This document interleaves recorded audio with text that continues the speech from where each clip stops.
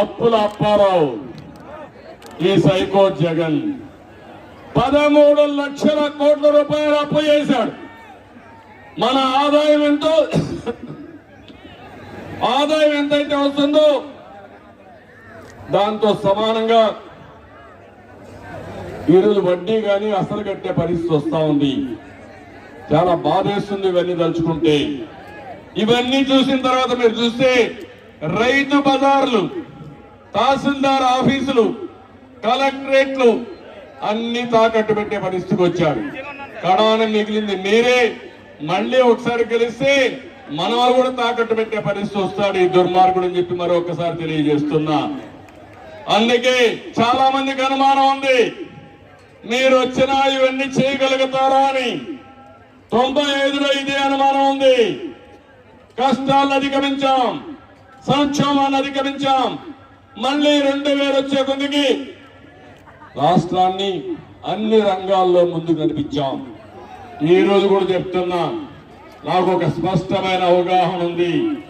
సంపద సృష్టిస్తాం, ఆదాయాన్ని పెంచుతాం, పెంచిన ఆదాయంతో సంక్షేమ కార్యక్రమాలు చేస్తా, అభివృద్ధి కార్యక్రమాలు చేస్తా, నిరంతరం ఈ రాష్ట్రాన్ని అభివృద్ధి చేసే విధంగా మళ్ళీ ఒక ప్రత్యేకమైన కార్యక్రమంతో నేను ముందుకు వస్తానని చెప్పి కూడా నేను మీకు తెలియజేస్తున్నా.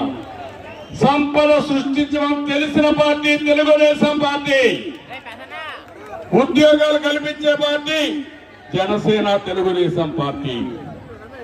అందుకే మీకు ఒక స్పష్టమైన హామీ ఇస్తున్నా, మళ్ళీ ఈ రాష్ట్రాన్ని, తెలుగు జాతిని స్వర్ణ యుగం వైపు నడిపించే బాధ్యత మేము తీసుకుంటాం. 25 ఏళ్లకు మునుపు నేను చేసిన కార్యక్రమాలు ఈరోజు హైదరాబాద్ లో మీరు చూస్తే అక్కడ ప్రజలకు ఉపయోగపడింది. 25 సంవత్సరాల కంటే ముందు నేను ప్రోత్సహించింది ఐటీని ప్రోత్సహించాను.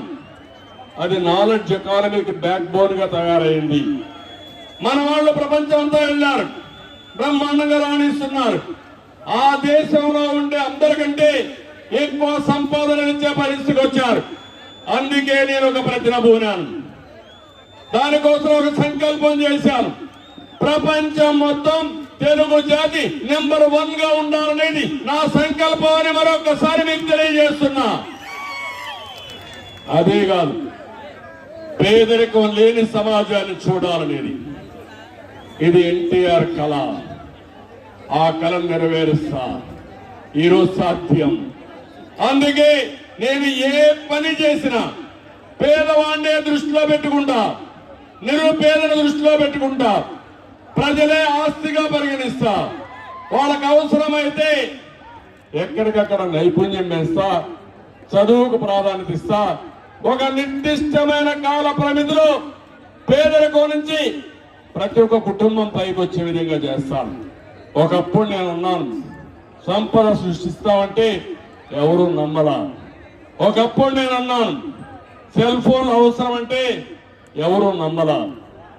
ఈరోజు ఆ రోజు చేసిన పనులు ఈరోజు దేశానికి సరంజమైనాయి, సంపద సృష్టికి మూల కారణమైనాయి.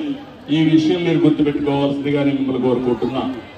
అందుకనే ఈరోజు మీరు ఒకసారి ఇవన్నీ చూసినప్పుడు సంపద సృష్టించడానికి అనేక ఆలోచనలు ఉంటాయి. 2014 తర్వాత అమరావతి, హైదరాబాద్ ఎట్లా అభివృద్ధి చేశానో అదే మాదిరిగా చేయాలని అమరావతి కోసం నేను ఒక ప్రోగ్రామ్ ఇష్యూ చేశాను. ప్రజల ముందుకు రండి, రైతుల ముందుకు రండి, రాజధానిలో భాగస్వాముల కమ్మని పిలిపిస్తే 34,000 ఎకరాల భూమి, 29,000 మంది రైతులు ఒక్క రూపాయి తీసుకోకుండా నేను ఇచ్చినటువంటి యాన్యుటీ మీద ముందుకొచ్చారంటే, భాగస్వామికి వచ్చారంటే అది తెలుగుదేశం పార్టీ నమ్మకం. ప్రపంచంలో ఎక్కడా జరగలేదు. అలాంటిది ఎన్నికల ముందు అమరావతి రాజధానిని నమ్మించి ఎన్నికల తర్వాత 3 రాజధానులని 3 ముక్కలు ఆటాడి కడాన ఈరోజు ఎక్కడా రాజధాని లేకుండా చేసి కోర్టులు కూడా ముట్టికాయలు వేసి ఏప్రిల్ తర్వాత ఇంటామని చెప్పి వేశారు కోర్టులో కేసులన్నీ. ఈరోజు అమరావతి రాజధానిగా ఉంటుంది. ఈరోజు తుని మహాసభలో చెప్తున్నా, మన రాజధాని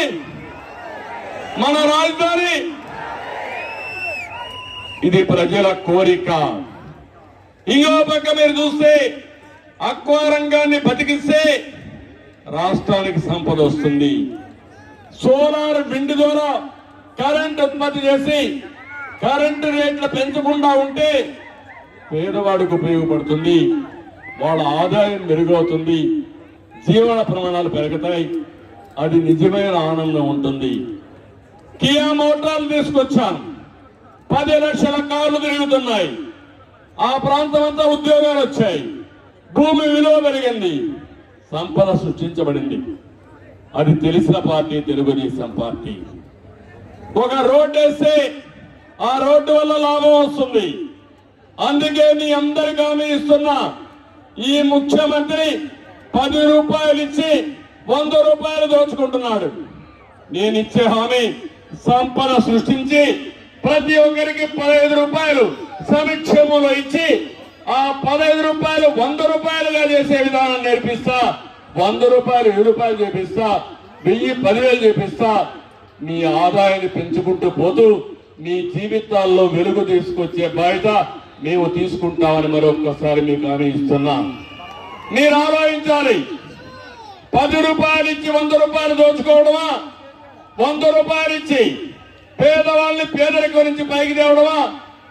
ఏది కరెక్ట్ అని మీరు ఆలోచించుకుంటే, మీరు ఆశీర్వదిస్తే ఇది సాధ్యం అని చెప్పి కూడా మీకు తెలియజేస్తున్నా.